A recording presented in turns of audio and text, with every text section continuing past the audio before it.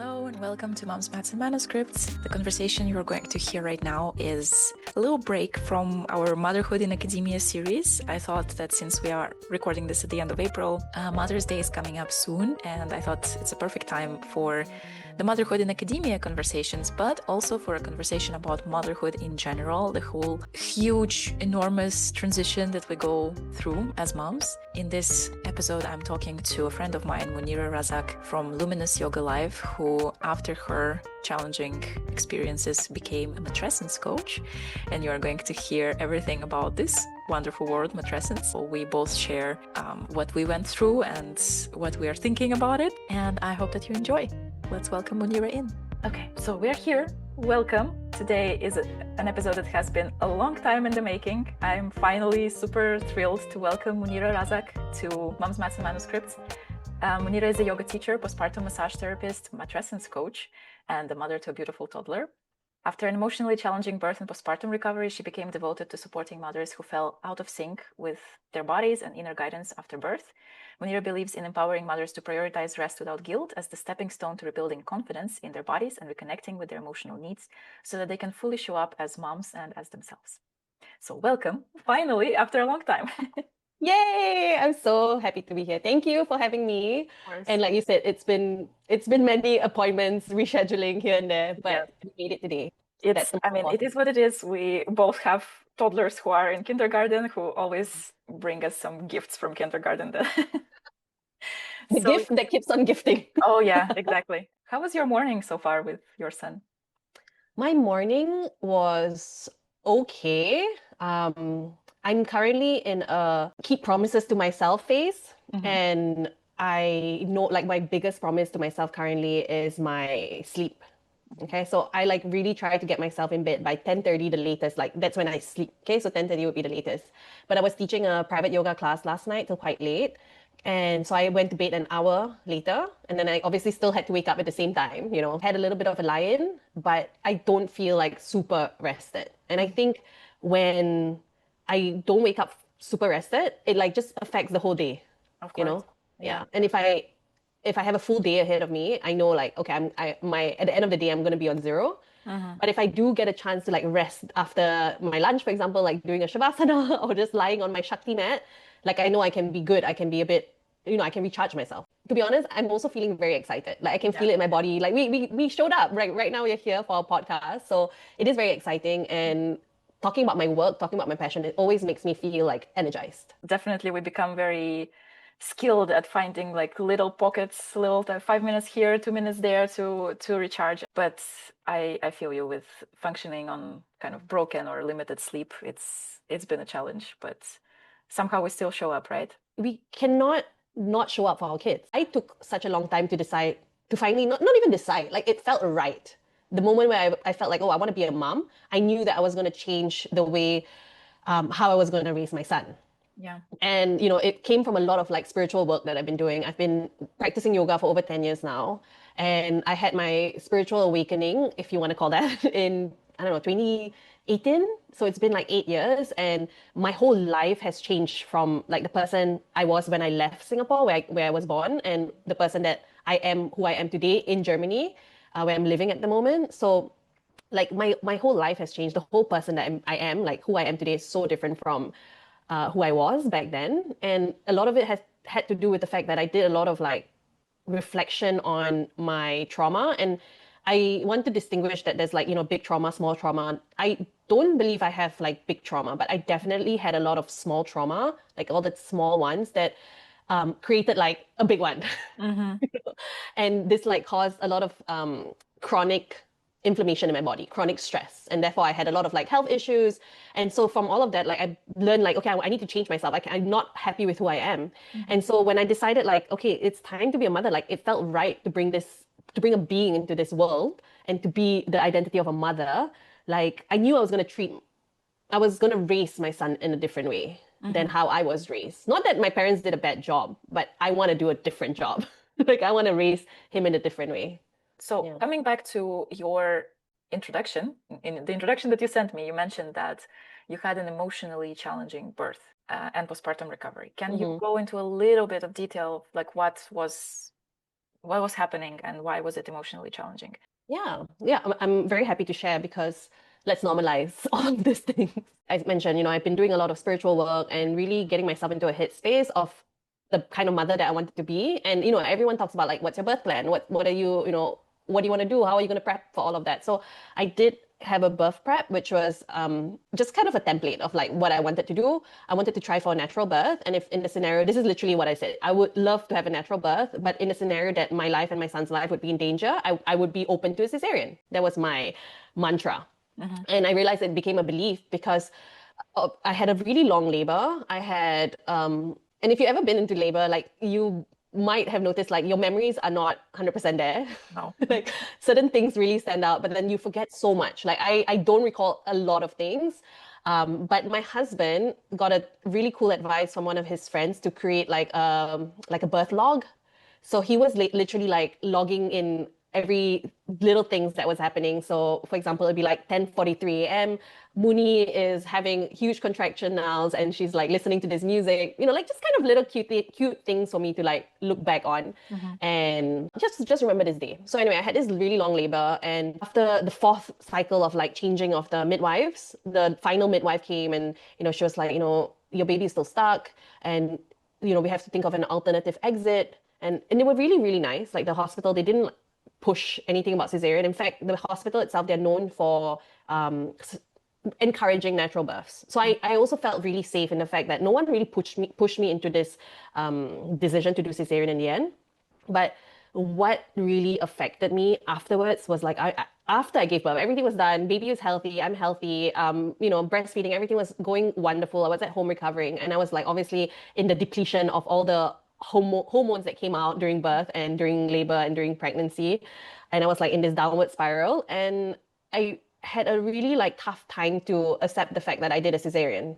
I was like, why did I do it? I should have held longer. And if you're on social media, you'll see a lot of things on the internet that's like not really helpful. So my algorithm was showing me like things that I did to prevent a cesarean, what I did to ensure I had a natural birth. And all of this kept coming up and I was like really beating myself up for choosing this path. In the end, it was a choice. I made this choice. Having done all that spiritual work, I was like, why am I in conflict with myself? Like I was feeling all this depression. I was feeling like really upset with myself. And at the same time, there was that voice was like, why am I actually really affected? Like I made this choice. Like why? And then after doing a lot of meditation, a lot of inner work, I realized like what made me so unhappy was the fact that I had said, my belief was I hope for a natural birth. But in the event that my life and my son's life would be in danger, I would go for a cesarean. And I realized my life wasn't in danger and neither was my son. It was just like there's a potential that it could be in danger. So we could wait it out. Like they had said we could continue or we could do a cesarean now, like an elective cesarean, rather than an emergency cesarean if that would have been the case. So that was the point I realized that like broke me because I wasn't even clear with what I wanted and needed from myself. And so I kind of felt like I made a decision against my own belief. And so that really, I don't know, like it was such a huge, first of all, a huge relief to realize, okay, this is why I was feeling so upset about my cesarean choice. Then second of all, when my husband finally gave me that book of like what happened during labor, I read through everything and I was like, oh wow, my birth wasn't actually straightforward. Because this whole time I thought I could have just waited. I could have just waited another, I don't know, 5-10 hours. Who knows how long like it would take before a baby would come out. But as I was reading through my birth experience, I was bleeding a lot. Like the water had already burst. The placenta, not the placenta, like the thing, the sac the baby is in. It was already like there was already a hole there, and I was leaking a lot. Like actually, it wasn't as straightforward as I had remembered it to be. So it was like this whole emotional turmoil. Basically, like in retrospect, I had thought something else happened and it didn't. And I had thought I made decisions based on what I wanted and it didn't. So it was kind of very emotionally chaotic. And then on top of that, I have like a lot of health issues. And because when you are pregnant, and especially in the third trimester, you're not allowed to take the medication that I take. So I had to stop taking it for a while. And I really had bad like advice from the doctors here. I was like upset at myself initially, but then I realized they badly advised me. They told me that if I wanted to breastfeed my son, if I wanted to take the medication, if I wanted to be healthy again, I would have to stop breastfeeding my son. So this was what I was told. Like 2 doctors told me that. And so I was like, what? Oh my gosh. And at this point of time, I had arthritis basically in my feet. I couldn't walk. This was like, my baby was 3 months old. I couldn't walk. I literally would be on the floor. If I needed to get up, my husband would have me on one hand and I would be holding the door on the other hand. I would pull myself up. I was on painkillers, like strong painkillers for, I think it was 3 months. Like, you're not supposed to take painkillers for that long, but every freaking day I was on that painkillers. I was in so much pain. And so the doctors told me I had to stop breastfeeding. And by then my son was like 6 months old. So I was like, okay, you know what? It's okay. I will start to wean. And then I got an appointment with like the head doctor of that clinic. And she was like, oh no, you don't have to stop weaning. You can take the medication and breastfeed. And I was like, what? This was not what the other doctors told me. Yeah. So basically that whole first 6 months of giving birth, I went through like the whole conflict of cesarean birth. I had me thinking my birth could have gone a different way, but actually it was not as straightforward as I thought. I had this problem with my foot. Like I basically had chronic arthritis. I couldn't walk. And then you have that on top of like sleeplessness, exhaustion, not knowing what the hell you're doing because you're a first-time parent, right? Not having my family here. My family did come to visit, but I don't have a village. Like, Yeah. I came here by myself, married with my partner, and then we're here. His family also doesn't live in the same city, so we were like basically just the two of us with a newborn. And then another thing that was really very crucial, I think, to me is the fact that in Singapore, a lot of women, a lot of the moms, after they give birth, they get all this postpartum help. They get someone who comes and takes care of themselves, like belly massages, you get belly wraps, you get lactation massages, you can hire someone to cook food for you. Okay, and like this food are like the nourishing food to like replenish your hormones, to replenish your energy. And so I was just like, oh my God, all my friends have that back home. Like I don't have that here, you know? So it was just a lot. And then Senya, so this is really quite hectic, right? On top of all of that, I was also thinking, my God, Munirah, you've been doing so much spiritual work for so long.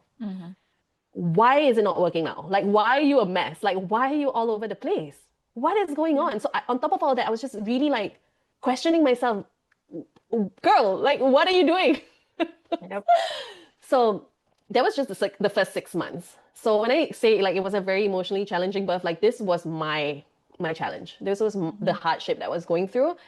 And you know, when you're in pain, it's very hard to think about anything else and anyone else except yourself. So that was my experience. I was only concerned about myself and my son. Like literally, this was the only two people that I cared about. And my husband, we were fighting so much because I was such a mean person to him. And like, it was almost like I expected him to read my mind, which is so unfair. But I was just in so much pain that I took it all out on him. And the repercussions of that also lasted really long because once you hurt a relationship, like people don't recover. Like I recovered, right, from my health stuff, but the relationship has been like, friction has been caused. And sometimes it's hard for people to also forgive. So it took a while before we could recover from the breakdown in our marriage during that time. Yeah, I think it's already a challenging period, and it's already a challenge for even the kind of healthiest, most prepared relationships. It is already difficult on the pair, on husband and wife, and add to that all the other stuff that you were going through. It's a lot. It was really, really a lot. And I mean, now 2 years postpartum and also having gone through like the matrescence training that I did, like it was the reminder that everything happens for a reason. And that reminder, I didn't have that at all during the first year of postpartum when I was going through all the challenges. But I think that's what spirituality taught me, and I hope that's one message that I can also share with your viewers. It's like everything, we have to trust that everything happens for a reason. And I trust that like all that drama that I had to go through, that depths of like despair, the sadness, the depression, the feeling like, oh my God, I'm losing myself, I'm losing my marriage. How can I show up for my baby? Oh my, I didn't breastfeed him more than 6 months. Like, is he gonna be okay? You know, all of these questions. Like, I right now, I can honestly say I trust that it was meant to happen because it brought me to this space now where I'm like, I can help moms who are going through something similar, something worse, knowing that I've been through that fire myself. And I've got you, like any mom who feels like they are alone and isolated in their issues, in the postpartum depression, the postpartum hole, the postpartum sadness, like, no, like I'm here for you. You're not alone. I've been there and I can walk with you through that pain. There is definitely a lesson in everything, right? But sometimes when you're in the thick of it, you're like, oh, what is the lesson and why did I deserve it? And why did I need this? I can also resonate with that.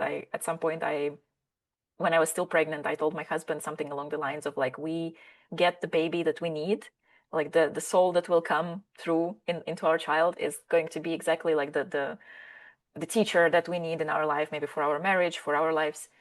And I truly believe that at the time. And in the first months postpartum, I was like, what?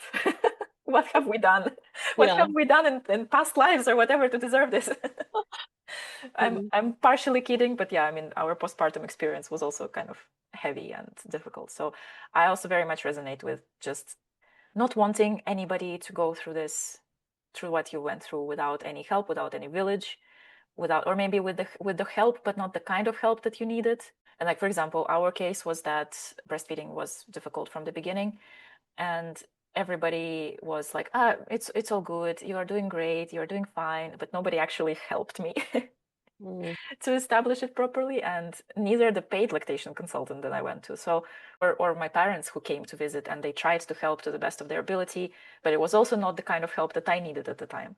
And then yeah, the village that we have or we don't have also somewhat determines the rate of depression, of postpartum depression, right? And how depleted we will be feeling, how miserable we will be feeling in this experience. So it's important that we have that. It's important that we also can be that maybe for somebody else.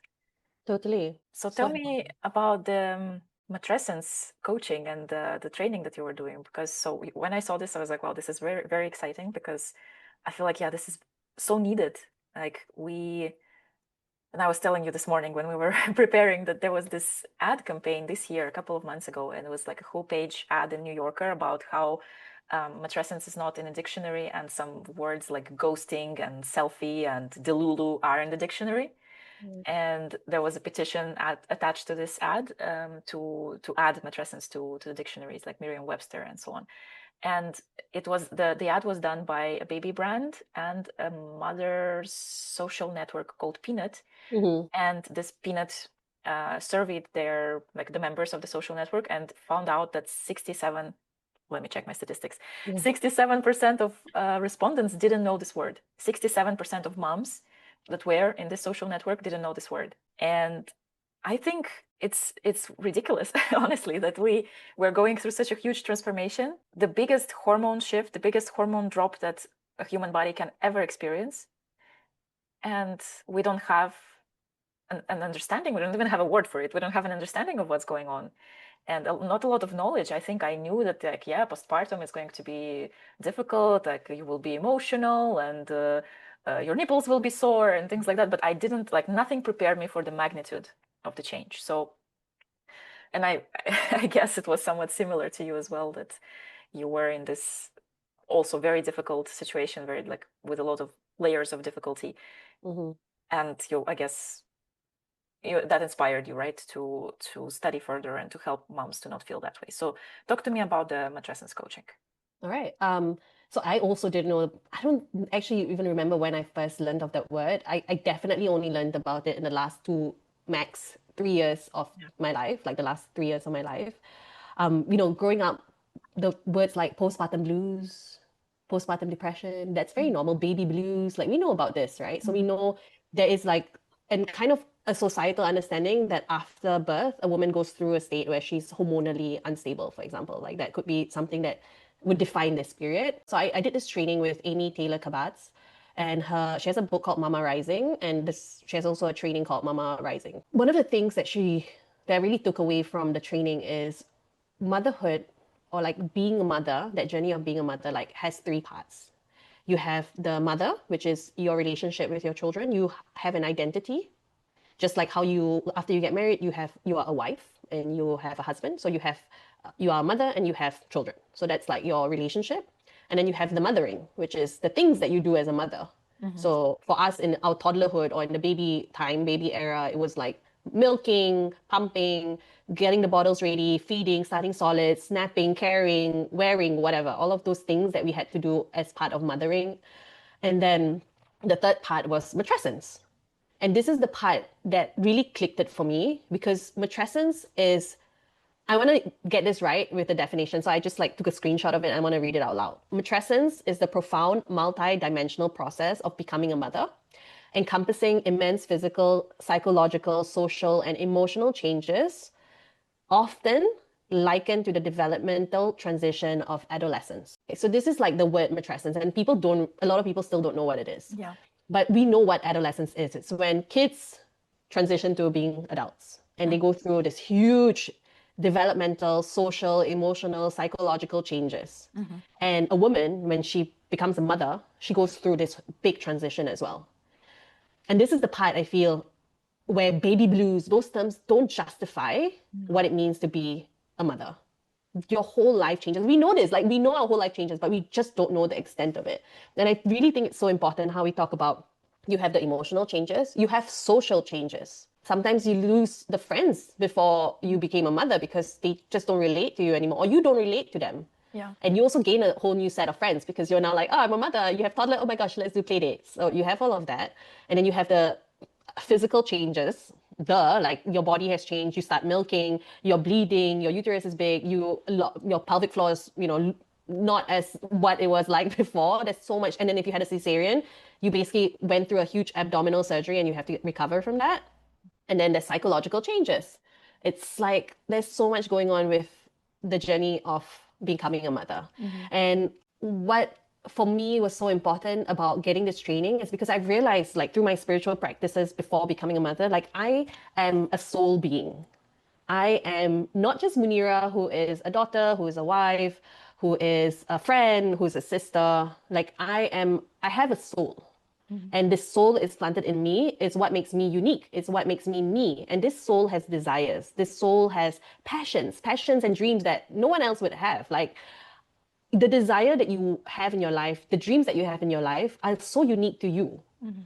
And that's what I love helping women. I love massaging. I've been massaging since I was like 9 years old. Like, I used to massage my mom. None of my sisters do that. They don't enjoy that. Like, it's not their thing, but I like massaging. So I really believe like there's this soul in us. And so for me, realizing that this soul, after I became a mom, this soul was so disturbed because I'm like, what does this mean for me as a person? And that was, for me, matrescence. The matrescence shines a light on that soul and be like, hey, look, this is what's happening to you. Your soul is changing because you're going through matrescence. And so that's why it's so powerful for me to, it was so powerful for me to do training. And so in this training, Amy talks about so many things. We talk about the invisible struggles of being a mother, how we want equality, but equality is not based on us. We are not here to make things equal. Society, the structures that we have, our social systems, the capitalistic systems need to change for us to have more equality. We talk about self-silencing when it comes to being a mother. When we actually have great things in our life that we've achieved as a mom, we tend to silence that because we're afraid to hurt the feelings of other people. We learn a lot about like the patriarchy. How does that also affect the journey of matrescence? And there's so many things also. This whole training was like 6 months long and it's constantly ongoing because this is such a new area of research.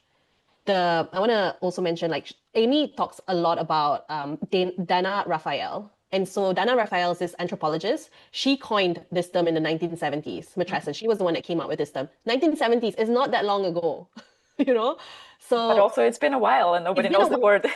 Dude, we've been giving birth since the beginning of time. And now in the 1970s, there's a term to define this part of motherhood, this part of whatever a lot of women go through, matrescence. And now we're in the 2026. There's still not much research on matrescence. And matrescence, as you said, it's not even in the dictionary. So it's just wild how a lot of the things, I guess when it comes to research, a lot of women wellness, it's just not up to date as to how much men's wellness would be researched on. So that's already like one inequality that we have in our society. But also there is a lot in female wellness, there's a lot of focus on bouncing back, both physically and maybe emotionally, like getting rid of all these baby blues and all these emotions and then coming back to work, depending on the place, on the country where you're in. Like if we're talking about America, it's a whole crazy situation there. Maybe here in Europe, again, depending on the country, it's a bit better. But coming back to work and you kind of are expected to, again, perform and just go back to your old life, go back to your old self. And all this huge change, huge transformation be damned, sort of, it's set aside, swept under the rug. And we also tend to put so much attention on the new baby and not so much on the mom when she needs more of loving and mothering as well. Yeah. I so agree. it's a big conversation. I don't know what it's like in Austria, but in Germany, at least where I'm living, the activities that you can do as a mom after you give birth would be like Pilates with the baby, yoga with the baby.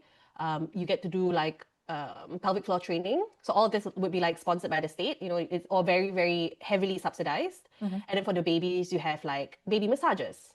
You have baby training classes. There's like baby music classes. And I'm talking about kids under 1 years old. So like music classes, play groups, swimming. Oh, you have all of these things. And the thing is, like this kid was literally just born, whereas there's a whole human being with this whole baggage of things that we are, the person that we are, who most of the time are struggling after the birth. And like you said, you rightly said, so much attention is given on the child, but what we know is a child needs just very little actually during the early months, 1 year of their life. They need love, they need unconditional attention from their parents to the best of the ability. They need like a caretaker being there, they need food, they need their diaper change, they need a safe space. And a lot of this, like they don't need things, they need a sense of feeling safe in their nervous system. That's what they need.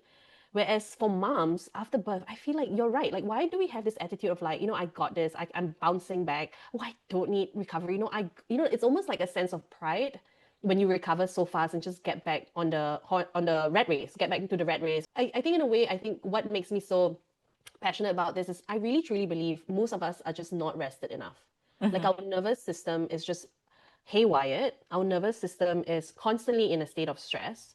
And this is like my own history of like having chronic illnesses. Chronic illnesses happens when you have a lot of inflammation in your body. And inflammation comes from stress. So if you are constantly in stress and you are in that state of stress, and mind you, after birth, when our child is there, we don't have sleep. We are so confused about what's happening. We are exhausted. So we are actually in a state of stress. And if we actually never get out of that state of stress, we create inflammation in our body. And so for me, I really truly believe a lot of us are chronically stressed. We've forgotten how to get out of that state. And even for me, I noticed when my baby was napping, they say sleep when your baby sleeps. Why do we keep saying it? Because a lot of us still don't do it. we feel like, yes, sometimes we do have errands to run. Sometimes we don't get the luxury of sleep. But even taking a 20 minutes nap while your baby is napping, your baby at the first 6 months, they might have 3 naps. If you take 20 minutes for one of those naps, it's already so good. It's so nourishing for your soul. This idea of constructive rest and this resting without shame, let that be our mantra after we give birth. It's not about bouncing back. It's not about being better than before. It's really about let me recover and rest and give myself permission to recenter myself, come back to myself and feel good again. Like really feel good at the core, at that soul being, rather than like at a superficial level. I feel you. I mean, we're all different, right? So maybe for some people it is okay. And for some moms, they do feel fine kind of immediately coming back to their quote unquote old selves, to work, to doing things around the house. But I personally very much resonate. And I think we don't put a lot of attention to that, and maybe don't educate and don't also try it a lot with the model that exists in Asian countries with the 40 days after birth, or 40 days is a lot in a lot of cases, but maybe there's also this 5-5-5 thing about 5 days in bed, 5 days near the bed, and 5 days around the bed. So I do feel like this should be the gold standard, and not I will do all the laundry myself, I will cook all the meals myself, I will take care of the household, the house will be spotless. Yes, I will not sleep. Yes, I will lose all my hair and all my teeth. Yes, I will be snapping at my husband, but everything will be done. No, just lay down. So I do feel that you are absolutely right about everybody being chronically stressed and chronically under-rested. And also postpartum, this shows up so much because we are still kind of wired in this way, like, no, we have to do everything ourselves. I feel for me also it was very difficult to let go of control and trust that other people will do a good job. I think even more so after my son was born, because I was so like anxious about him just being safe and getting the best possible things, that when other people were, I don't know, doing the laundry and using the wrong detergent, that could send me into a whole tantrum. It was difficult to let go of control. It was difficult to say, hey, I trust you, you go do this and I will rest. And there's a lot of arguments going on about that, I think, online. And like sleep when the baby sleeps is often branded as the worst advice for postpartum moms, because I think it also comes back to the lack of village, that none of us nowadays pretty much have a village. And that has to change, right? That has to change. Girl, let me tell you, I have been going to therapy for about, I don't know, 8 years. Like, it's been a long time. I've been with this lady. And obviously, after postpartum, I had to make an appointment because I was like spiraling, not feeling good. And she gave me two advice that was just peak, like perfection. Okay. Mhm. Number one, she said, in the first year of postpartum, don't do any drastic changes. Because I was like, I'm divorcing my husband. I'm like done. This marriage is over. She was like, don't don't do anything crazy in the first year. Don't do anything drastic. You're still recovering. Mhm. And I remember, like, she said this to me. I was like, okay, like, that is wisdom right there. I need to chill when I have an argument with my husband. It's not a big deal. It's not like we're not getting a divorce. So that was one. That was so important. And then the second thing she said to me was, getting help, hiring help is cheaper than a divorce. Mhm. And I was like, yes, Queen, you are so right. Because you know what? First, like, okay, there are grounds for divorce, right? Okay, if there's a lot of red flags, go ahead. For me, it was not, I was the red flag. Okay, I was the red flag. And I was like, no, I don't want to do this thing with this man. He is honestly a really good dad. He's an awesome dad. He's an awesome partner. Like, he has forgiven me for all the crazy things I've done and said. And he is the green flag. I'm the red flag. So I really needed to work on myself during that journey of postpartum. And now, whenever we get into an argument about, oh my gosh, we don't have this and we don't have that, and I said, remember what my therapist said? Let's get help. That's cheaper than a divorce. And our village, if we don't have a village, we get help. We hire help. And this is obviously a very privileged thing to say as well. But I also cannot tell you how many friends of mine have said, hey, if you need someone to look after your kid, like, just call me, just let me know. And so many people said that. I never once took up on that offer, Mm. because it's also, as you said, it's hard to like let go in a way. Like, will they really know what my baby needs? I've been with my baby since they were born. I know what they need, but can other people know what they need? It's so scary. Getting a village, no matter however way you need to, it's so important. Yeah. Otherwise, it's just like you're on the road to a really tough time. Like, Yeah. that's the only thing that is going to be at the end of that road. If you don't get help, it's not a good outcome. I think this is gold, really, honestly, right here, because the getting help is cheaper than a divorce, and I think it's also, in a lot of cases, yes, it's privileged. Yes, not everybody has access to it, but we need to change the way we think about it and look at it, because it is cheaper than crawling out of the pit of burnout and despair. Like, let's imagine a situation in which you are going back to work, then you maybe need to take time off and for your recovery, for your health.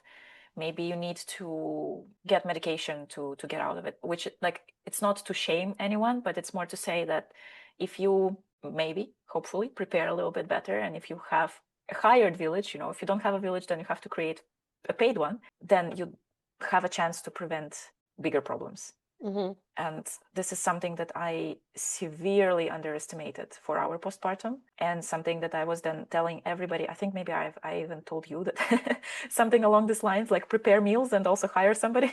Yeah. Because I was so unprepared, and I thought, like, we're together with my husband. He's there. My parents will come for a little bit. We'll figure it out. No, Mm-hmm. don't leave it to chance of just figuring it out. Our baby didn't sleep at all. Mm-hmm. And from day, I don't know, from day 3, when we came here, when we returned from the hospital, and he was just not sleeping, and like it immediately sends you into this frenzy of like, am I ruining my child? Am I going to be, bad for my kid because he's not sleeping? I'm not able to put him to sleep. I'm not able to feed him. I'm like, what is happening? Who Mm-hmm. gave me permission to be a mother? I don't know what I'm doing. Why did I think I will figure it out? I cannot figure it out. So in order to avoid that, and it doesn't sound like a big problem, but when you are in the thick of it, it's huge. And Mm-hmm. it's really, really challenging to also hold these conflicting emotions of, I love my baby, and what have I done? Yeah. And it's like pulling you in these different opposite directions. You feel so guilty for feeling this way. And yeah, it's overwhelming. So to avoid that, I think we need to prepare and create our villages before that happens. What I really love how you said, like, it sounds like such a small thing, but when you're in the thick of it, it's everything. And this is actually part of that matrescence. Our brain, like our gray matter, literally changes when we become a mom.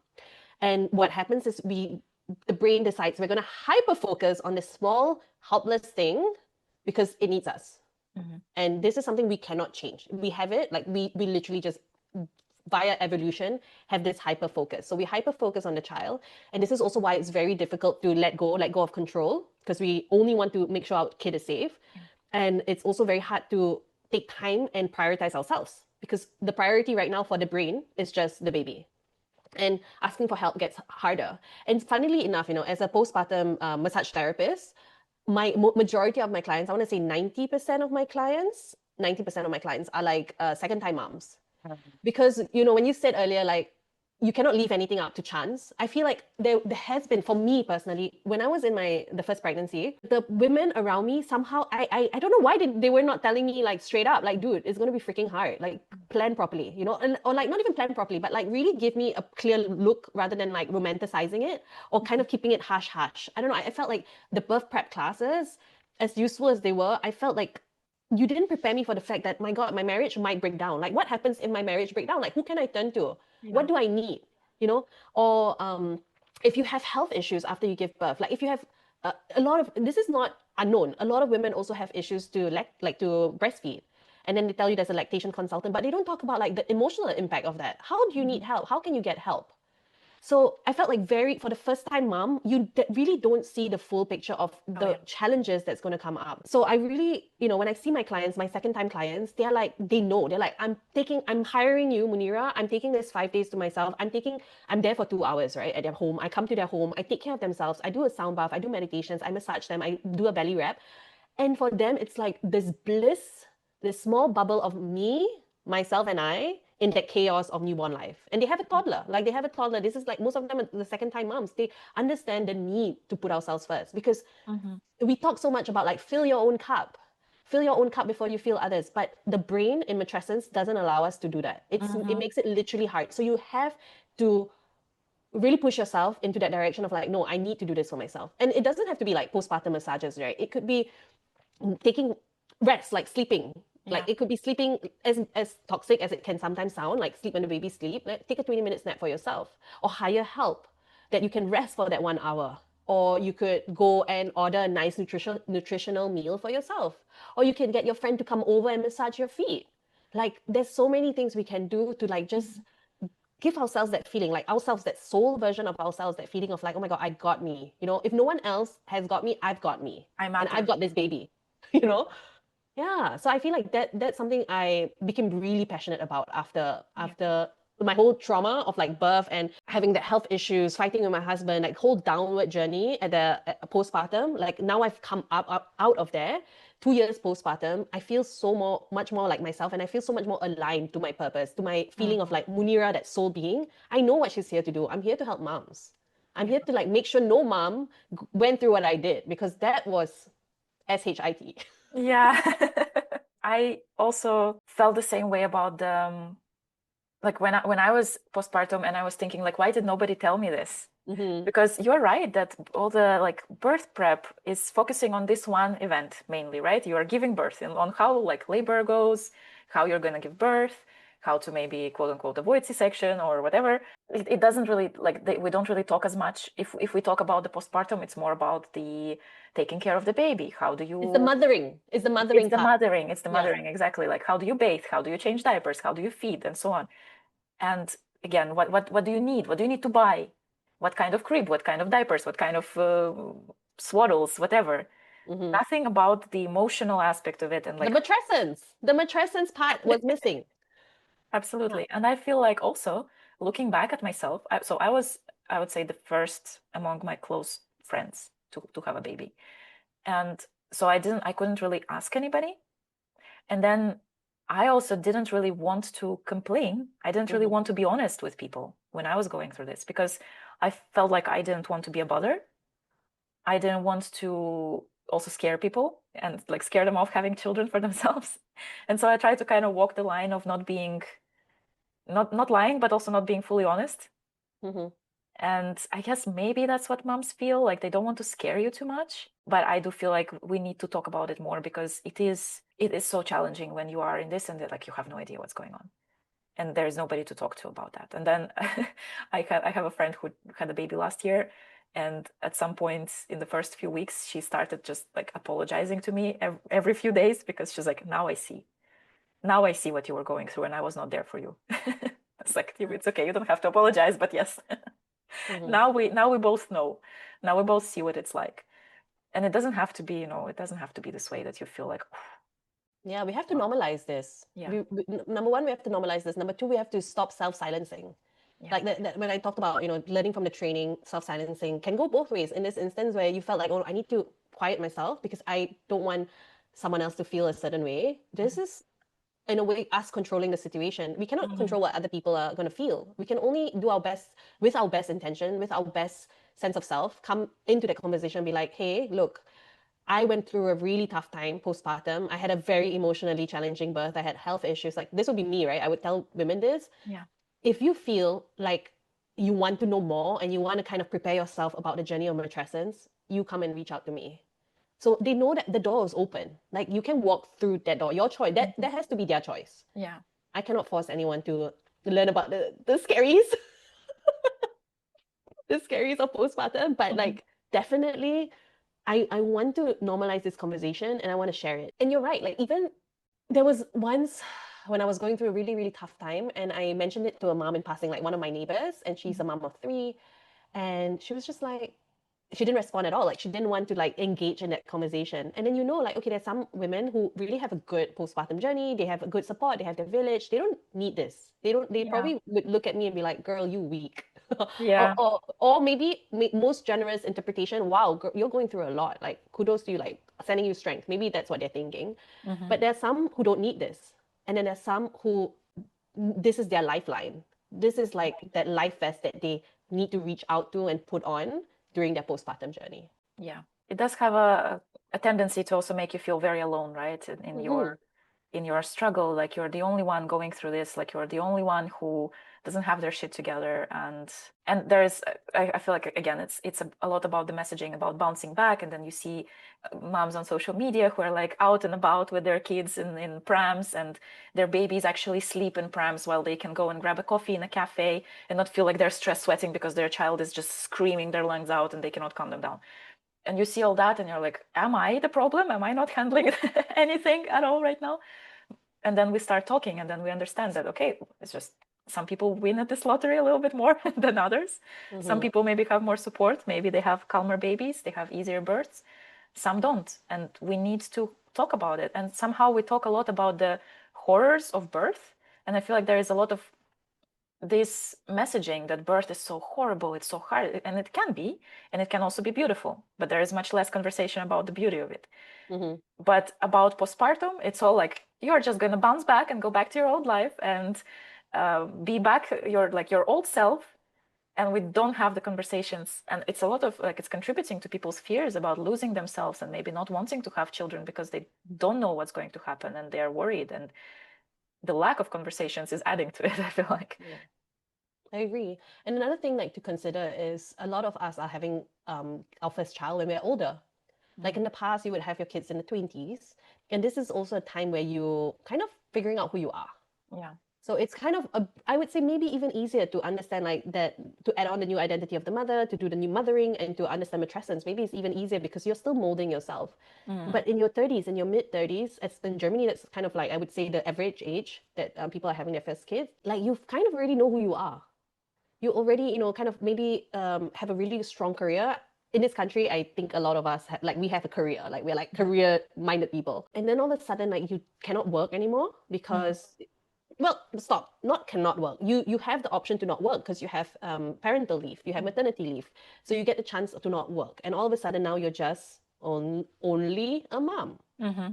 And when you, for me, it's like this identity of being only a mom. And for those who are not watching the video, it's like inverted commas, just only a mom, because you're not just only a mom. You're like so many things at the same Yeah. time. You're juggling many hats. But for me, this feeling of just like, oh, I'm only here to do the mothering, right? We talk about that mothering and the mother, that Mm-hmm. two parts of the three. That was not enough for me. Because for me, the matrescence part, the me part, is so huge. I need more than just mothering my son Mm-hmm. and being a mother. I love being a mother.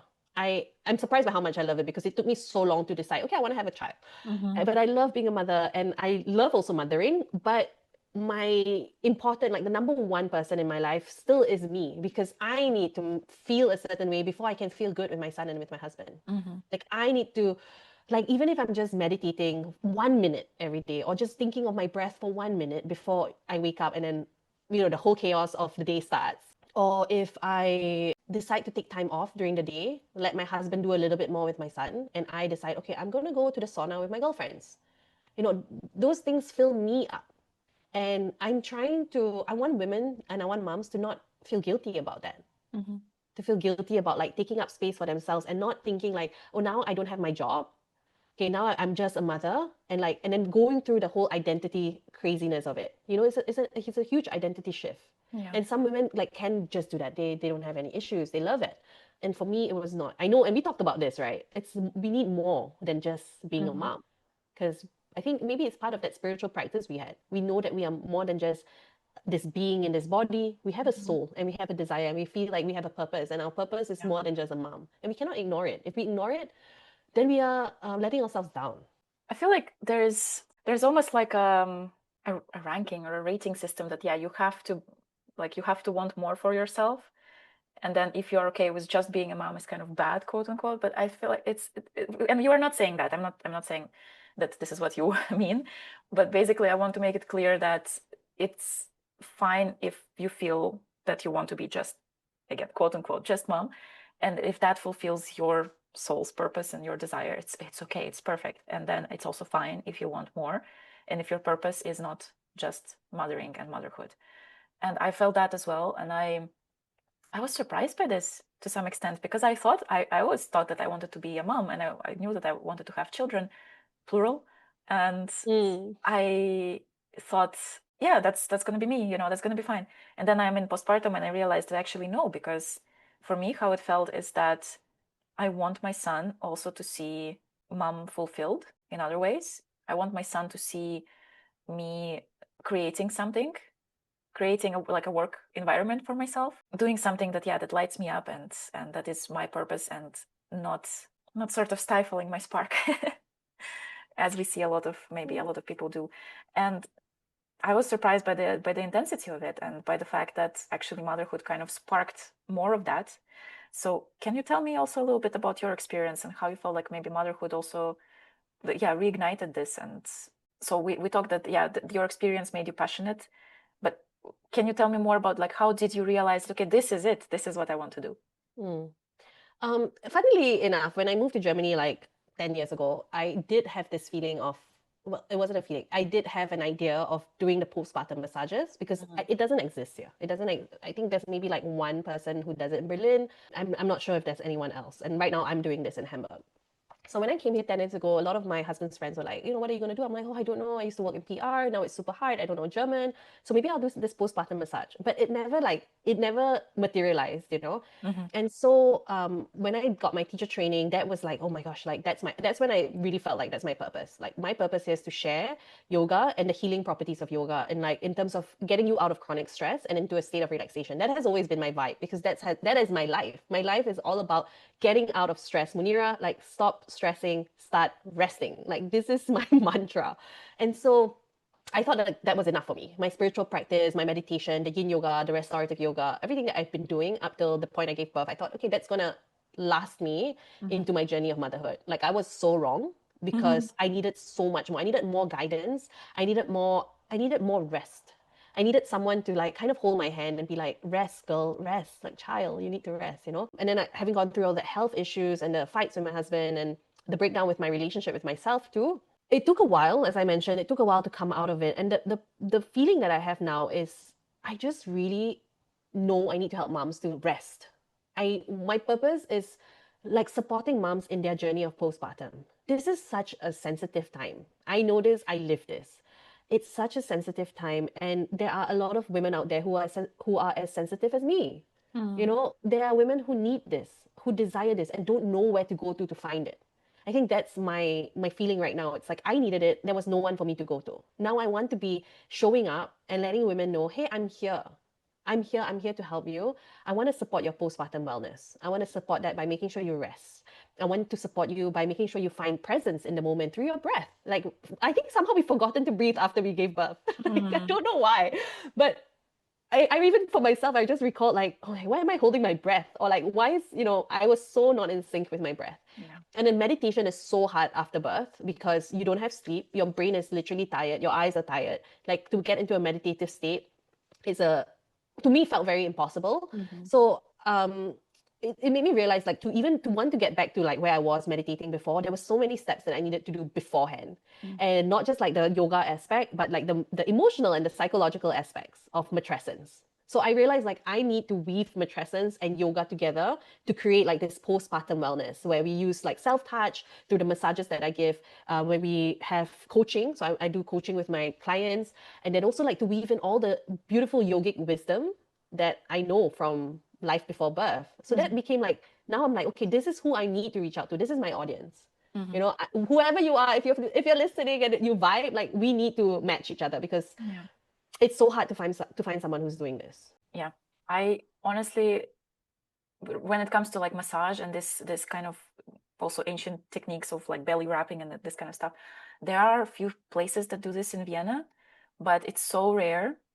And to have somebody who can come to you and like, yeah, hold your hand and guide you into this state of relaxation, take care of you, love on you as you are loving on your baby, it's huge. And it's very, very rare. And yeah, I don't know if it's still because we feel like we have to do everything ourselves. We don't need people to take care of us. Everything is just so focused on the baby, and you're right, it's so difficult to let go. And as you mentioned, the brain is just hyper focused on the baby, and there was so much anxiety in me that meditation, yoga, moving my body after birth felt very inaccessible, because there's constantly like a running list of things that you need to be doing instead. And not only that, I recall so well how my body was like on alert. I was on high alert. If I wanted to do a practice, I was just like, oh, is my baby going to start shouting now? Is my baby going to wake up? Like I was just in that state of stress. That is where most moms are. We are high alert a lot. And so with this work that I'm doing, I'm trying to really, first of all, like we need to acknowledge that we are in that stress. Like we need to realize we are not chilling. It's our nervous system in a state of stress. So I really want to encourage a lot of moms to recognize that is happening, and we need to like take a step back into rest. And then from rest is where all the magic happens. The things that you want to be as a mom, the things that you want to be able to achieve in your postpartum journey, like all of that can be achieved after you've rested and taken time for yourself. So take that step back.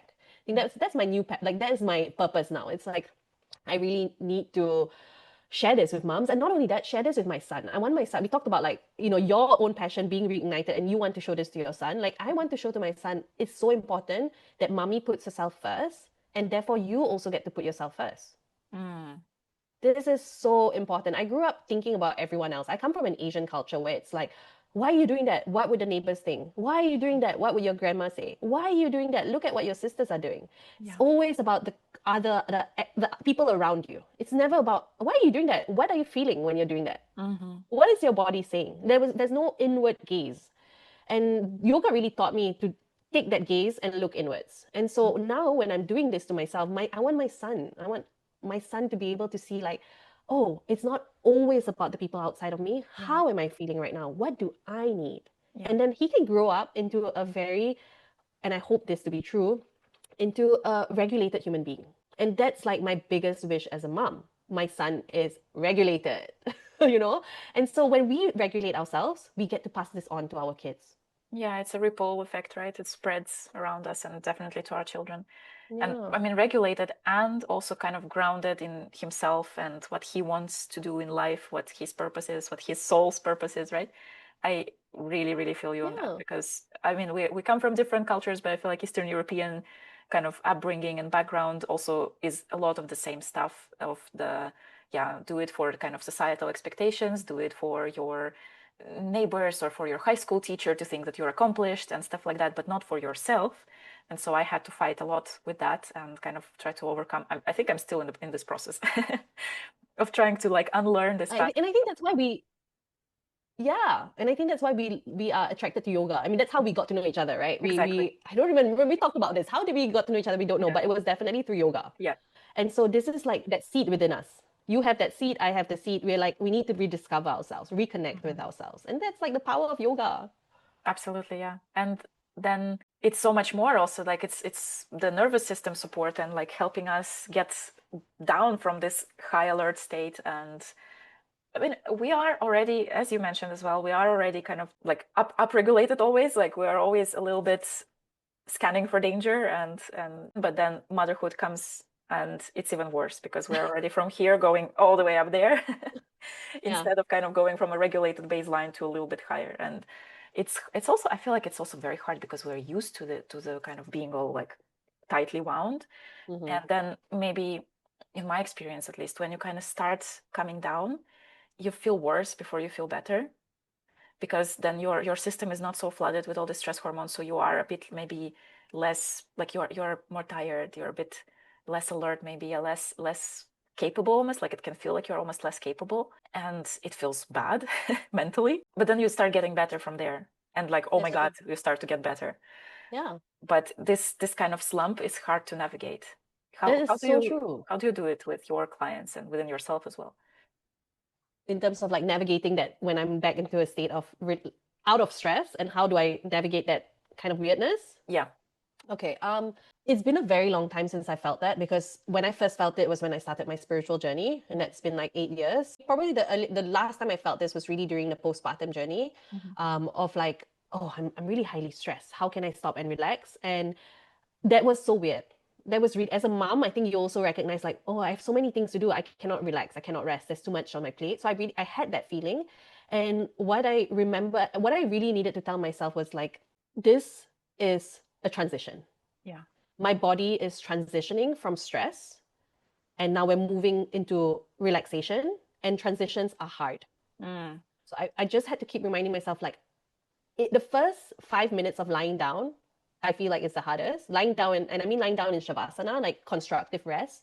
The first 5 minutes is the hardest because your brain is going to be like, I have that to do this, I have this, I need to do that. Oh my God, is my baby crying? This and that, this and that, this and that. So many things going on. And then I would say after the 5 minutes, somehow the noise starts getting less, and then less. And what I used to do is I would actually put a timer. I put on my phone 20 minutes timer. So I know, okay, I at least have 20 minutes. Even if I don't fall asleep, even if my brain is going on, whatever, I'm just going to lie here for 20 minutes. Sometimes it was 10 minutes because I knew like my baby was going to wake up soon. So I would put like a timer just so that I could hold myself accountable for like, I did this. I lied down for myself, for no one else. I just did it for myself. It's going to be challenging, it's going to be hard, but I'm going to do that timer. I'm just going to listen. When the timer goes off, I can stand up. And I've noticed that once you just set a time for yourself, it's so much easier to stick with it and then just leave. Especially if I know, okay, I only have 5 minutes now. Oh my God, do I need to keep checking my phone 5 minutes up? No, just set a timer. Your phone will tell you. So your brain can like let go of that one to-do list and focus on the other things, you know? Yeah. But transitions are hard. And I feel like there's also a group of people who don't believe resting is important. You know, I'll rest when I'm dead. A little bit too late for that. Yeah. So so there are some people who just don't believe in rest. And that's kind of like, your prerogative. If your nervous system can handle that, then great. Yeah. But my nervous system showed me that, you're not resting. Okay, here's all your chronic illnesses you're going to have. So my body didn't give me a choice. My body said, hey, you want to listen to your mind and keep pushing through? This is what's going to happen to us. And so my body told me, no, you need this. And so another thing I feel like that's very important, besides reminding your brain that it's a transition that is difficult, number two, it's reminding yourself like, my body needs this. I think, taking that inward gaze again, looking inwards and be like, I'm having all this pain in my body. If my friend was saying I'm in pain, what would I tell them? Like, go and rest. So if I'm feeling all the pain, then I need to tell to myself, hey, I need to rest. My body is in pain. Your body is always sending you a message. Yeah. I'm getting like, I just told you, I'm getting a little bit of a sniffle right now. So what is my body saying? Okay, Munirah, you got to take it easy. If I don't, I will definitely fall sick. Yeah. So right now I need to, drink more tea. I need to like calm down, not sleep late. I need to sleep early. Your body is always telling you a message. This is the beautiful thing. And when I embody this and I show this and I model this to my son is going to learn that. Your body is always telling you something. You got to listen to it. This is again going back to like being regulated, being grounded in yourself, knowing your purpose, knowing yourself so deeply to the point that you can say, I have the best relationship with myself because I understand myself so well. No one else can have that good relationship with yourself. And this is like the journey of motherhood. Motherhood, you come with the mother, the identity. So all these things that I'm trying to do for myself in my matrescence has a positive effect on me being a mother and my mothering things to my son. So this is why it's so important to sit through that transition, to sit through that awkward feelings, because there's so much more after that. Wow. One very popular thing people love to say, break down for the breakthrough. And I really agree with that. But God, it's so hard. It's so It's hard. so It's hard. I also remember how I was so annoyed at the, like my mom really loved to tell me, and as she still does, so I'm still kind of in the thick of it. So she still does sometimes say that put your own oxygen mask first mm-hmm. before you help others, what you hear on a plane. And like I get it. I know that she is right, but sometimes it's just so hard because there's so much to do. And I love how you said that transitions are hard because I mean it's true, and we've been through so many, like moving countries, moving continents, moving like life from one place to the other, and the transition of building a relationship, and all of a sudden you're a wife, you're like a different role, different responsibility as well, and then the matrescence and all of this. I think we can handle the transition of 5 minutes of this awkwardness when we lie down and try to rest, try to relax.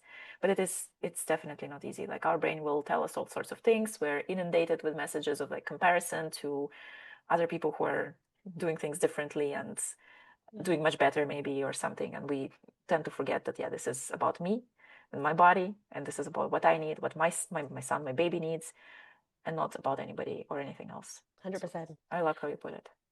Thank you. Brett Larkin, our yoga teacher, what Mm-hmm. she says is we are so used to what we're used to.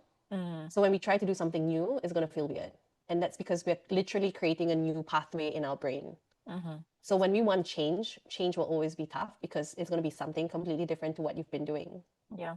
And I really love this idea, the visual that she gave with like creating a new pathway in your brain, because physical changes needs to happen in the brain. Like whatever you're trying to change physically will always have to go through your brain. And your brain, as you said, rightly so, your brain will have 10,000 excuses because we are evolved to like just keep status quo. This is like the best, don't shake the status quo. This is what it is. And it's so easy to just become comfortable. Actually, discomfort is such a, I feel like let's reframe. Discomfort is a place where so much growth can happen. Yeah. That's the beauty of discomfort. With that in mind, I really love how like yoga philosophy mirrors the neuroscience of it, and how there is, now I'm not going to say the Sanskrit terms because I cannot for the life of me remember them, but there is the idea that we have like kind of like a muddy road and there are tracks, and it's easier for the carriage to move on these tracks instead of making a new path, right?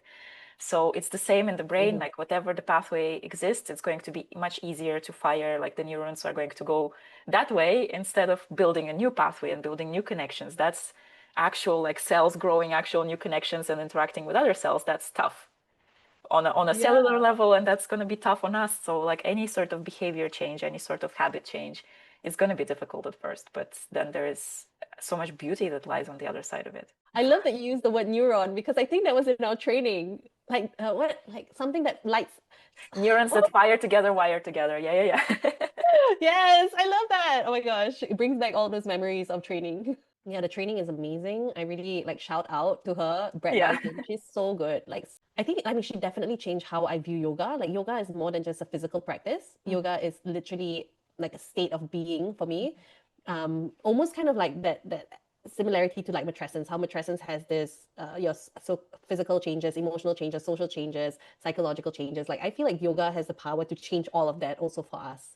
Yeah. Because we learn so many tools. We learn breath work, we learn meditation, we learn asana, physical practice, we learn like the yogic philosophy. I think what you were saying earlier with the carriage, I think those are like samskaras, if I recall correctly. The samskaras, like the pathway patterns of our brain. And just like, I don't know, yoga is just amazing. She really like made me, she really taught the trainings in a way that yoga is like can change your whole life. And it did. It really did change my life. And I think yours too. Yeah. So I knew that yoga was powerful, but somehow then, in my head, it was still, like it's something that you practice to be flexible. It's something that former gymnasts or former dancers do now. It's just a fancy stretching. And then I start practicing and I'm like, whoa, that's actually not it. Mm-hmm. It helps me feel calm. It helps me feel like I am a human and not just, I don't know, a hamster on a hamster wheel of my work or whatever. And that was so unexpected and that was so powerful. And then you do the training and you realize that it's going so much deeper and there is so much in it. The former scientist in me loves that it has a lot of like also scientific proof, so to say, and a lot of things that do mirror what neuroscience now knows, what like we know about stress physiology and everything. But at the same time, like I've experienced that firsthand. I also don't need the science to prove it. Yeah. I know that it's super powerful, and definitely it can be life changing if you allow it to be. And I think so good for everybody, but for moms in particular as well, because it's something that you don't really need a lot to do. Like you don't need any equipment, you don't need to be anywhere, you can be with yourself. And with your potentially with your baby. Potentially with your baby, also. Yeah. And I love what you said. You don't need the science to back up what you feel. You are evidence that it works. And you don't need so much to do it. You know, I teach private classes. I do a lot of private one-on-ones. I find it so important because yoga has a template. And the template might not fit everyone's bodies. You, like you said, the idea we have is this leggy women in amazing looking amazing on the yoga mat, gymnasts, they're so flexible. And like majority of us are not like that. Okay. And we can still get the benefits of yoga. And so I teach this one-on-one so that they know how to get yoga into their body, not their body to fit the template, right? So we shift that all around. And what, you know, a lot of them are asking, they have asked me like, how do I improve my practice? I'm like, you gotta practice. You know, even if it's 5 minutes every day, it's so much better than you only practicing when you're with me for that once a week. I rather you do 15 minutes every day that has so much more value than your once a week or once every 2 weeks with me. And it's, as you said, it's so easy. We can as a mom, what can we do? Just on the bed, you can lie down in Shavasana. If you're lying down anyway, might as well do it a constructive rest. Like close your eyes, maybe put an eye bag. You know, what is this eye mask, this weighted eye bags? Yeah, like a little pillow with something. Yeah, you can put it on your eye. Maybe you have an essential oil, maybe not, but you can do like 10 minutes of Shavasana there. You can do a simple breath work, breathing in for 4 counts, breathing out for 6 counts or 8 counts. You can close your eyes and just try to not, or like we said, it's very hard to not think of thoughts. So maybe close your eyes and see what thoughts are coming up. What is your brain so busy with? It's so easy to practice this, like just simple, easy things you can do with a baby. Yeah. Especially in the newborn days, the baby doesn't need much. The baby just needs to be on you, close by to you, needs food. So even then, like just closing your eyes and connecting with your baby and trying to be in that meditative state for yourself. It's so easy to do, but also very inaccessible because we're hyper focused on baby. So many layers are happening here. And we really need to normalize how much postpartum wellness needs to change so that moms can really come out of postpartum in a healthier, more centered way, more centered to themselves. And one of the things I've also learned from Amy was that postpartum lasts 7 years for each child.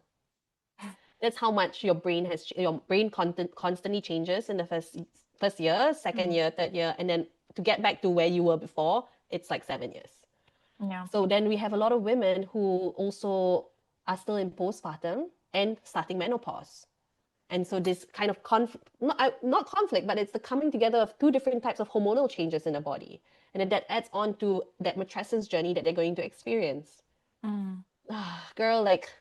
That's a lot. I mean, the 2 different kinds of transitions, 2 different kinds of maybe grief even, right? You're grieving your sort of old self, your maiden self, plus maybe the fertile self. Yeah, the mother self. Yeah. Mother self, yeah. Yeah, there's so much of that. Tough. Yeah. That's a really hard place to be in. You said 7 years, but at the same time, we are forever changed. Like it's not, we are never going to be the same. Like certain things in our body are never going to come back to the same. Like I'm not even talking about things like boobs that are much lower now or something like that, but the bones are slightly different, right? You can tell by a skeleton if the woman who the skeleton belonged to has had children or not. So it's forever, and we are treating it as something that is just kind of happened and that's it, and we can move on with our lives. But maybe that's a good place to ask you also, what would you say maybe to people that are worried, whether they don't have children and they're worried for the future if they have kids, or they are going through the matrescence transition now and they are feeling like they've lost themselves, and that, like, for them it's a sense of like, I don't know who I am anymore, I lost myself. What would be your reaction, your advice? I feel like the first step is to, I want to say, acknowledge that is happening and in some ways come to terms with it. So that's step 1, like acknowledging that it's happening. I'm losing myself. This is what I'm feeling is valid. What I'm feeling is valid. Number 2 is show a lot of compassion to themselves. Like, this is a really hard time. This is even if you don't feel like you're losing yourself, there's so many things that's already happening that makes the transition towards mother and matrescence very difficult. So it is showing that gentleness to ourselves. Gentleness can come in the form of like recognizing if there's an inner mean voice in your brain. So Amy calls it the inner mean mama. How is she talking? Yeah, how is she talking to you? Yeah. So recognizing that there's that. So acknowledging like you're going through a hard time, compassion, recognizing that there's that voice that maybe is not so friendly, choosing to be a bit more gentle when you hear that voice. And number 3 is finding community, finding other moms who feel the same way. And this is so hard because it calls you to get out of your comfort zone and to actually be vulnerable. Yeah, to be vulnerable and be like, I'm not okay. Yeah. I'm not okay. And I know, and it's so hard to do that because a lot of us, we think it's better to share better news. We think it's better to share good news only. And so there's also some kind of like, oh, I'm sleeping, my baby is sleeping so well. I'm having such a good time. You know, what are you complaining about? Motherhood is great. Yeah, it can be all of that and it can be really hard, you know? So finding the village that you feel that you can connect with, finding mothers you feel that you can connect with. Amy says this in a really harsh way, but it is true. It's like if you meet moms who are like just everything is positive, everything is great, like that's not your community. Like, and it's okay to be like, no, I am great, I'm happy for you. That's great that you can have that, and I'm happy for you, but that's just not my vibe right now. Yeah. And I think we have to come to terms that there are going to be moms who have the best postpartum, who has the best journeys, who feel like nothing has changed, and that's wonderful for them. But if you're not vibing with that, it's also okay. And then find your own community. Reach out, speak about it. It doesn't have to, one very big term right now is like trauma dumping. You don't trauma dump. Let's not do that. But it's about like kind of gently bringing in the topic. Maybe like, I've been feeling not myself lately. Do you? What's your matrescence like? Or like, what's your postpartum journey like? And it's a very small question, but it can, how the person responds will tell you so much about whether they're going through something similar to yours. If they say, oh my God, no, what are you talking about? I feel so good. You're like, okay, all right, I know. Yeah, let's move on. Yeah. Okay? And then the next person you talk to, and you're like, oh my God, I vibe with you. Yes, I'm going through the same thing. Can we talk about that? I need a bit of support. So those are the things I would say to a mom, like acknowledging that it's so hard, showing compassion to yourself, and then finding a village. I see how it can sound harsh, but I agree with this 100% that if you are talking to somebody like, let's say my baby doesn't sleep, and you are talking to somebody whose baby sleeps through the night straight from newborn days, and you're like, no. You cannot relate to me. You cannot relate. Yeah, you need to find somebody who you can be vulnerable with and who can be like, yeah, I know this is so hard, without also being like, oh wait, do you think this is hard? Wait a second. There will be the competition about who's having a tougher life. The suffering competition. Yeah. Yeah. Also that, no, we don't want that energy. Yeah. I know it can feel good to do that from time to time, but no, because there's also a lot of that. Like you just wait, there's going to be harder times ahead, or you think this is hard, listen to how my night went. And I partially get it. Like we're all human. We have that from time to time, but yeah, no. I think what I love also when you ask me this question, it's like the community is so hard to find, and that's why like I want to create something online. I want to create a space where moms also can come together, where they know me, where they know I'm open to talking about these things, and it's about the challenges of matrescence. It's about the challenges of being a mother and the challenges of mothering that comes hand in hand with being a mother. So I want to create spaces for women where we can come together, knowing like this is the space where I can be held. I did create an event here in Hamburg called Mama Rising. And it's the women who came and attended. They've been my yoga students, or they are my mommy friends, and they know what kind of topics I will bring up because I never keep quiet about this. In fact, I'm very open about sharing that I had a very difficult and emotional postpartum. I really was down in the depths of my despair. I was sad. I felt like I was going to divorce my husband. I felt like my marriage was breaking down. I felt like I was losing myself. I felt like I was a mean person to myself. Yada, yada, yada. They know all of this. And then they came together and they felt like, oh my gosh, I can talk to other women who would be able to hold space for those heavy stuff because they've been through it and they are open. Like when you come together in a circle, you're saying to each other, I give you permission to show up fully as yourself. This is a safe space for you. Yeah. This is why circles are so important. Like whether it's a women's circle, whether it's a mama circle, but like coming together with a same intention is so important because then you're like, we're here together, girls. We're here. It starts to show up, but this is also somewhat rare, I feel like, in a lot of places, and we are maybe very individualized kind of cultures here in Europe, and we don't tend to see the importance in this and community and coming together and being held, being vulnerable with others. But definitely the just seeing that you are not alone in your struggles, just seeing that your struggles, your challenges are not unique to you, not in a kind of suffering competition kind of way that somebody is going through worse than you, but more like you are not alone in anything that you're going through, and you get to show up for somebody and others will show up for you. That's huge. All right, let's start kind of rounding it up. I wanted to ask you one last thing, sort of a more like outlook to the future. When it comes to matrescence, what would the world look like if this is something that we talk about, if this is in this word is there in birth prep classes, in the hospital leaflets, or the information that you get after giving birth? Not just about, like how to track your baby poops in the first couple of days, but what about you? How would the world be different if we all knew this from the get-go? Love this question. I feel like number one, the biggest change that can happen would be legislation. So it would be like a systematic change where mothers are entitled to maternity leave. Everywhere. Yeah, everywhere. This is like not a non-negotiable. You get your maternity leave, ideally a year, right? Best you can have longer, but ideally a year. You don't have to worry about losing your job. Your job will be there after you come back. So that will be, I hope, like that the systematic change, that not only that other women know that you've changed or you are changing because you're becoming a mother, but like who's majority of the people on the CEO boards? Like those are men. And a lot of them, unfortunately, are very close-minded when it comes to the traditional responsibilities of a woman, and especially a woman in the workplace. Yeah. Capitalism says you have to show up to your work 40 hours a week or however amount that you need to do. No matter what.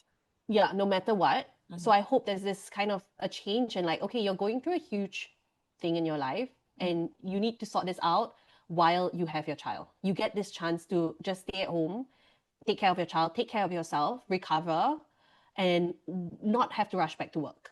So I think if everyone knows that the word matrescence is a legitimate thing, it is legitimate, it's happening. It's just that now we have a name for it.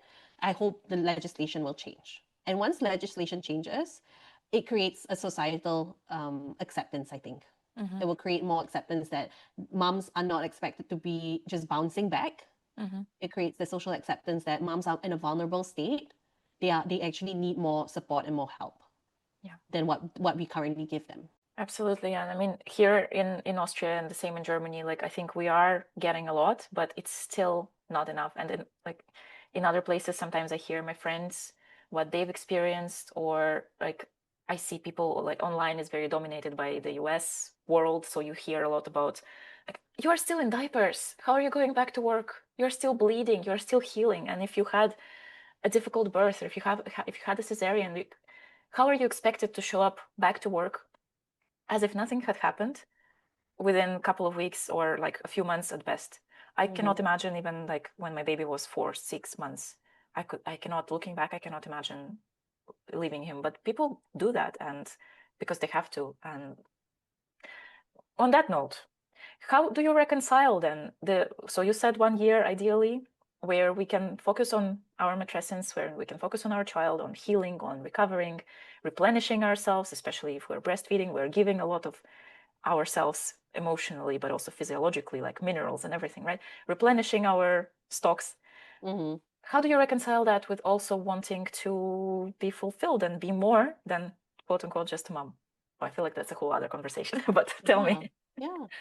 That's a very, very good question.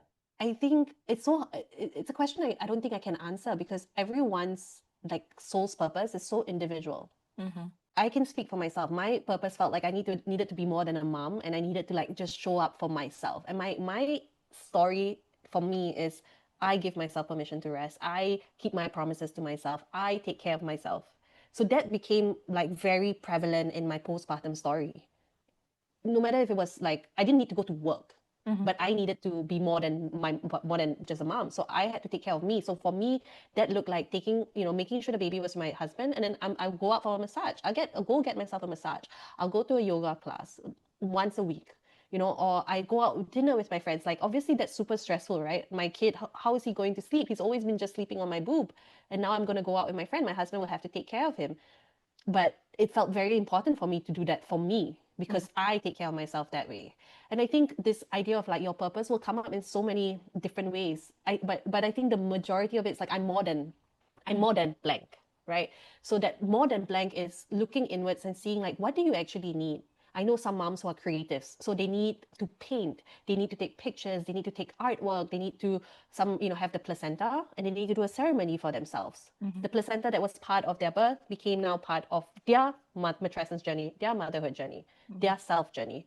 And so I think the reconciliation will look different for everyone. But what I think is most important is that there is the moment where you look inward and you think, what do I actually need right now beyond being a mom? It's just because I know some moms, some women who felt like even a few months with their baby at home was too long. And I'm left wondering, like, how do I also in my head walk the line between understanding that this is their journey and they are doing possibly what they want, what their purpose is, versus feeling like, is it truly them, or is it like this kind of environment and capitalism and whatever is telling them that they have to do that and they have to leave their child in a daycare or to a nanny or something, and feeling a little bit sorry for the baby. Yeah, I know. I know, and that's kind of almost a projection of yourself, right? Of what you think it should be. Let's talk about feminism. Feminism is the idea of like you support what another woman wants to do when it's their desire, right? That's the act of feminism. Having choices, women having choices. So when I say like, okay, we have ideally 1 year, even in Germany, you have up to 3 years. You can take 3 years of maternity leave, whether that's paid or not, that's a separate thing. I don't know so many moms who've taken 3 years. There's some that they go back to work after 6, they go back to work after 8. And I think this is the idea that you have a choice. If you need more, it's there for you.